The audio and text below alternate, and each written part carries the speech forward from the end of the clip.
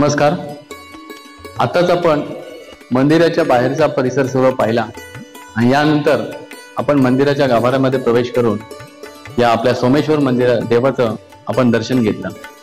आता आपण या नांदगावच्या गावातील हे जागृत देवस्थान सोमेश्वर, हे सोमेश्वर मंदिराची काय महती आहे हे आपण आता जाणून घेणार आहोत इथल्या पुजाऱ्यांकडून. आपण यांच्याकडे जाऊया. आपलं नाव सांगा. माझं नाव कृष्णा अमृतलिंग जंगम. बरं, या आपल्या सोमेश्वर मंदिराची महती कशी आहे थोडक्यात आपण सांगू शकतो? ते पहा, हे पुराणकालीन इतिहास या मंदिरात असा आहे. यावेळेला ज्या ठिकाणी ते स्वयंभू स्थान निर्माण झालं त्यावेळेला शेजारच्या गावी मुरडव गाव हा एक शेजारचं गाव आहे. त्या गावातून एक गाई यायची आणखी ती येऊन या पिंडीवर धारा सोडत असायची. असा काही दिवसांनी मोठा शोध लागला, ही गाय येते कुठून, काय करते कुठून.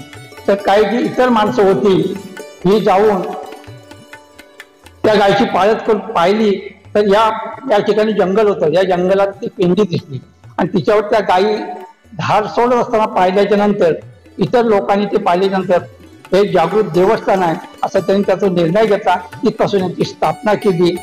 असा पुराण काळापासून इतिहास आहे त्याचा. बरं, मंदिराची यात्रा वगैरे कधी असते?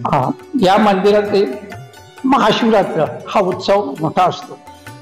त्याच्यानंतर इतर श्रावण महिन्यामध्ये इतर भाविक लोक येतात, इथे दर्शन घेतात, अभिषेक वगैरे इतर असे धार्मिक गोष्टी इथे या ठिकाणी चालतात. तुम्ही कधीपासून पूजा करताय? आता सर्वसाधारण आमचे पूर्वज जवळजवळ 5-7 पिढ्या हा पूजेपाठ करण्याचा इतिहास आमचा चालू आहे. आता आपण जाणून घेतली की नांदगावचं हे श्री सोमेश्वर मंदिर, या सोमेश्वर मंदिराची ही आपण एक देखणी मूर्ती पाहतोय, पिंड, आणि हे अतिशय एवढं जागृत देवस्थान आहे की आपण या सोमवारचं या सोमेश्वर दर्शनाचं मंदिराचं दर्शन घेऊन